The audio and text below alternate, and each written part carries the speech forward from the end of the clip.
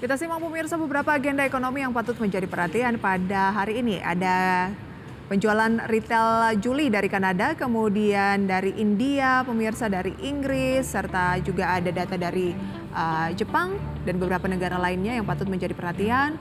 Kemudian pemirsa dari agenda emiten dari dalam negeri ada BPI IKUM dividen tunai interim, BPTR rapat umum pemegang saham, CNTX rapat umum pemegang saham, ITMG pembayaran dividen tunai interim, SGER pembayaran dividen tunai interim, Wika rapat umum pemegang saham. Sementara itu pemirsa, update dari Bursa Asia pada pagi hari ini, data selengkapnya bisa Anda saksikan di layar televisi. Kalau dari Amerika melemah, maka dari Asia pada pagi hari ini pemirsa cenderung juga melemah. Nikkei Jepang turun 1,11%, Straits Times Singapura turun 0,55%, Kospi Korea Selatan turun 0,94%, Hang Seng Hong Kong turun 1,29%.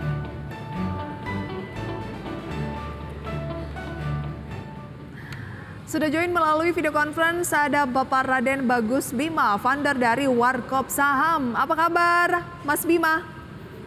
Ya, selamat pagi, kabar baik. Terima kasih banyak untuk waktunya pada pagi hari ini, Mas Bima. Wall Street melemah, Eropa melemah, Asia juga kompak melemah yang menjadi indeks acuan utama gitu ya. IHSG apakah akan melanjutkan pelemahan menurut proyeksi Anda di akhir pekan ini? Ya, tentunya satu hal yang menarik ya, yang perlu dicermati oleh investor di pasar tentunya untuk di hari ini.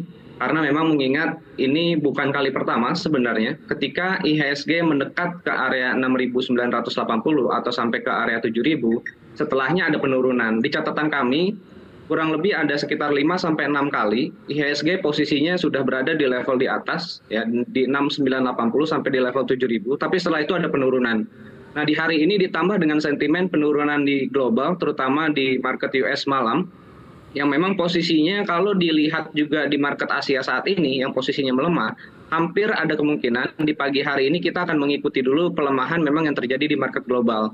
Tapi saya memproyeksikan IHSG kita tidak akan lama-lama ya untuk melemah. Kalaupun ternyata hari ini melemah, di sepanjang hari, saya masih tetap menyarankan dan saya masih tetap optimis kita bisa melihat beberapa pilihan saham yang tetap bisa kita akumulasi untuk di hari ini. Oke, kita tahu bahwa kemarin juga ya rupiah ya menembus 15.400 sebelum akhirnya pada sesi sore jelang pengumuman suku bunga dari Bank Indonesia yang ternyata ditahan, itu menguat lagi ke kisaran 15.380-an meskipun JISDOR juga masih dekat-dekat ke 15.400, tapi saham-saham yang terkait yang banyak melakukan impor bahan pokok itu dari luar negeri dan utang dalam bentuk dolar juga cukup tinggi dalam sebulan terakhir tuh kompak mengalami pelemahan. Nah, ini akan kita ulas nanti kira-kira peluangnya akan seperti apa, apakah kita lepaskan dulu atau bagaimana, kita jeda dulu ya.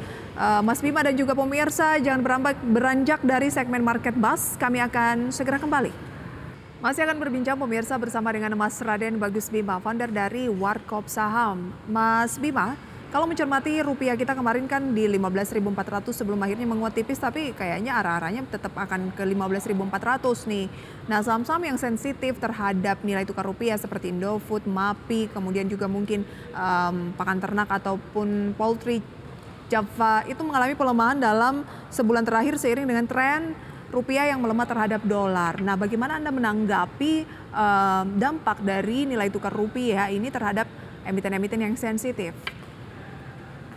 Ya, memang kita tidak bisa pungkiri ya bahwa pergerakan rupiah ini di beberapa emiten akan memberikan dampak yang negatif. Nah, terjadi pelemahan di 6 bulan terakhir ini memang dari rupiah kita, dan ini terlihat terbukti terpengaruh terhadap saham-saham yang memang memiliki kaitan erat gitu dengan pergerakan rupiah. Seperti misalkan Indofood yang memang masih dominasi bahan bakunya itu memang harus import gandum. Begitupun dengan MAPI yang dimana posisi 50% bahkan ya sampai 50% total barang-barang yang dijual adalah perusahaan-perusahaan dari impor dari Amerika. Jadi hal ini memang yang akan memberikan dampak pelemahan rupiah yang saat ini terjadi, bahkan kemarin sampai memang 15.400, yang membuat beberapa emiten ini investor sementara untuk menghindari dulu. Ya, untuk sementara ini termasuk juga yang poultry ya, di mana memang pakan ternak ini kaitannya dengan import itu sangat erat sekali gitu. Jadi ketika memang ada pelemahan rupiah seperti saat ini, lebih baik memang kita menghindari dulu untuk jangka waktu tertentu. Nanti setelah timingnya pas atau kondisinya sudah lebih membaik, kita bisa ambil posisi di ketiga saham tersebut, atau mungkin kita bisa melihat dulu kinerja dari emiten-emiten ini di paruh pertama kemarin ya, di semester pertama di 2023, yang dimana emiten-emiten tersebut sebelumnya mencatatkan laporan keuangan bagus gitu. Bahkan Indofood bertumbuh cukup signifikan di awal tahun 2023. Jadi pelemahan rupiah saat ini kita perlu lihat per emiten, karena memang dari emiten-emiten tersebut ada beberapa di antaranya yang justru pelemahan saat ini bisa menjadi peluang untuk buy on weakness. Buy on weakness untuk Indofood. Indofood dalam 1 bulan terakhir kan turun 5%, kalau 3 bulan terakhir kan 7,5%. Nah, buy on weakness-nya di posisi berapa? Saat ini di 6725. Ya, menurut saya untuk Indofood kita bisa coba ya di level 6.500, di level 6.400. Ini level area, di situ juga terdapat area gap yang menurut saya akan menjadi support cukup kuat untuk Indofood. Kalaupun ternyata nanti rupiah masih tetap ada di level 15.400 dan Indofood ada pelemahan ke area 6.400, 6.500, ini adalah area peluang menurut saya untuk bisa diakumulasi pembelian untuk Indofood. Mengingat laporan keuangan dari semester 1 ini posisinya masih cukup baik gitu. Oke, jadi buy on weakness, jangan buru-buru, masih di 67, tunggu di 64 ya. Karena ada gap di sana yang kemungkinan akan diisi terlebih dahulu, lebih baik beli di harga yang lebih murah gitu ya. Betul. Kalau MAPI, Mitra Adi Perkasa. Nah, untuk MAPI saya juga masih menyarankan buy on weakness. Jadi pelemahan saat ini bisa dimanfaatkan untuk pembelian, karena memang walaupun MAPI terdampak dari pelemahan rupiah di 1 bulan terakhir ini, tapi kalau kita lihat tren dalam tempo waktu year to date, misalkan dari awal tahun, ini posisinya uptrend. Jadi posisi saham uptrend ini dibarengi dan diimbangi dengan penguatan laporan keuangan dan pertumbuhan laba. Jadi kalau nanti pun ada pelemahan rupiah, saya pikir ini sudah bisa ditanggulangi, dan mungkin MAPI ini bukan tahun ini saja mengalami pelemahan rupiah, tapi sudah beberapa kali dan sudah mengetahui sebenarnya mereka harus melakukan langkah-langkah apa, sehingga pelemahan rupiah yang terjadi dibarengi dengan penurunan saat ini, menurut saya ini juga bisa kita lakukan buy on weakness, mengingat tren besarnya atau tren dari awal tahun posisinya masih uptrend untuk saat ini. Masih uptrend untuk saat ini untuk MAPI, tapi buy on weakness 1885 saat ini turun 0,53% di pembukaan. Sebaiknya buy on weakness-nya di posisi berapa? Untuk support MAPI saat ini ada di level 1675. Dan juga yang paling dekat saat ini ada di level sekitar 1790. Nah, menurut saya dua level harga ini di level 1790 dan juga di level 1670 ini area kita bisa melakukan buy on weakness untuk MAPI untuk kita pertahankan 1-2 bulan ke depan. 1-2 bulan ke depan dengan target di posisi berapa? Untuk target yang cukup optimis itu ada di level sekitar 2000, karena ini memang harga yang menurut saya cukup bisa diimbangi dengan peningkatan laba ya dari MAPI untuk di tahun ini. Oke, 2000 itu adalah level tertinggi tahun ini ya. Ya, 2070 lebih tepatnya kalau tahun ini. Kalau 1 bulan terakhir 2020. Baik. Betul. Java, Anda merekomendasikan buy on weakness sama seperti MAPI dan Indofood tadi? Kalau untuk Java, saya pikir kita punya pandangan yang berbeda ya. Karena memang Java ini turun sudah lebih awal dibanding dengan Indofood dan juga MAPI. Dan juga dibarengi dengan turunnya laba usahanya. Dan ini juga penurunannya cukup signifikan. Sehingga tidak heran memang Java atau sektor poultry yang lain, bahkan Cepin dan juga Main, memang mengalami pelemahan dari semenjak pertengahan tahun ini ya. Jadi menurut saya, kalau untuk pilihan saham yang antara Indofood, MAPI dan juga Java, saya menghindari terlebih dahulu untuk Java. Kalaupun ternyata nanti ada pelemahan, kita perlu melihat dulu proyeksi kinerjanya nanti sampai dengan di akhir tahun atau nanti di kuartal 3 ini hasilnya seperti apa. Kalau memang belum ada perbaikan, saran saya kita perlu menghindari dulu untuk sektor poultry ya untuk saat ini. Mengingat dari awal tahun memang kinerjanya sudah ada penurunan dari Java sendiri. Baik, jadi dari segi contoh saham-saham tadi yang agak sensitif terhadap nilai tukar rupiah atau pelemahan nilai tukar rupiah terhadap dolar, misalnya Indofood, MAPI dan juga Java, masih bisa buy on weakness Indofood dan juga MAPI karena didukung kinerjanya gitu ya. Tapi kalau poultry Anda merasa masih banyak saham yang lebih oke untuk saat ini gitu ya? Ya, betul. Baik, berikut adalah deretan saham yang direkomendasikan oleh Mas Bima begitu ya, founder dari Warkop Saham. Data selengkapnya bisa Anda saksikan di layar pemirsa. Ada ADMR yang direkomendasikan entry di 1450 hingga 1460, target pertama di 1600, ada target kedua di 1750. Kemudian pemirsa juga ada Unilever direkomendasikan buy on weakness, Medco direkomendasikan buy on weakness, BRPT juga buy on weakness, seperti data selengkapnya bisa Anda simak. Tapi kita akan ulas saham ini pemirsa usai pariwara, karena saat ini juga waktu menunjukkan pukul 9 lebih 5 menit, di mana IHSG juga masih dibuka di teritori negatif tipis, 0,02%, kayaknya mau hijau nih pemirsa, 6994. Kami hadirkan update-nya usai jeda, tetaplah bersama kami di segmen Market Buzz. Terima kasih pemirsa, Anda kembali bersama kami dan masih di segmen Market Buzz. Dan berikut adalah update mengenai pembukaan perdagangan di sesi pertama, di mana IHSG masih bolak-balik antara teritori positif dan juga negatif, menguat atau cenderung lebih ke stagnan ya, 0,01% di posisi 6.992 atau naik 2 poin. Dan dari nilai tukar rupiah terhadap dolar Amerika Serikat masih melemah 0,12% di 15.384. Sementara deretan saham yang menjadi top gainers dan juga top losers berdasarkan value di pembukaan sesi 1 ini pemirsa, antara lain adalah saham-saham seperti AEGS pemirsa yang mengalami penguatan 10%, kemudian Apex atau Apesindo Pratama Duta naik 8,9%, Meta atau Nusantara Infrastructure naik 8%, SEMA menguat 7,8%, CHIP menguat 6,9%, kemudian ada saham-saham lain seperti Nobu, Hits, dan juga Mutu. Dan ini tentunya pemirsa masih terus terjadi perubahan karena benar-benar masih di menit-menit awal pembukaan. WIDI juga terpantau tadi pemirsa masuk dalam top losers, kemudian ada RELF atau Graha Mitra Asia, Jati, kemudian juga ada Polu, dan beberapa saham lainnya seperti HATM, TAYS, ABBA. Itu dia pemirsa. Terkait dengan saham-saham yang menjadi top gainers dan juga top loser berdasarkan value. Oke, Mas Bima, kayaknya rupiah mungkin karena kemarin kan 15.400, kemudian jelang-jelang pengumuman suku bunga dari Bank Indonesia tuh menguat lagi gitu ke 15.380-an. Mungkin ada intervensi ya dari Bank Indonesia jangka pendek, tapi bagaimana sih Anda melihat kira-kira tren dari rupiah ini?